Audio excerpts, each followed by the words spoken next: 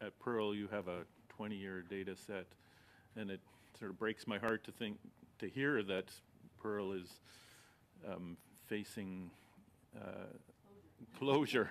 I mean, I just think, oh, another long-term data set under fire. I'm just wondering if you could comment on the importance of this kind of work. So certainly, I agree with what David said. Long-term measurements are really the lifeblood of understanding what's happening in the Arctic. With the long-term data sets that we've recorded, I started doing measurements in spring of 1999, so this is the 25th anniversary of measurements of ozone and some gases involved in ozone depletion. And as a result of that record, we were able to see from year to year there's a lot of variability in stratospheric ozone, which protects us from harmful UV.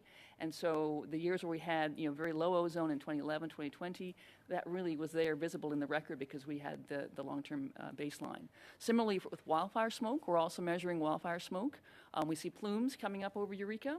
And for example, the fires in the Pacific Northwest and BC in August of 2017 injected record amounts of a number of different pollutants into the atmosphere, and they came right over Pearl, and we had these big spikes. And again, they were very obvious compared to the baseline that we'd collected over years. Same thing with the aerosols and clouds and other things that we're measuring. Because of COVID, which limited our access to Pearl, we now have and then funding, we now have gaps in some of our data records because some of the instruments, they need maintenance, but we no longer have an operator on site year round.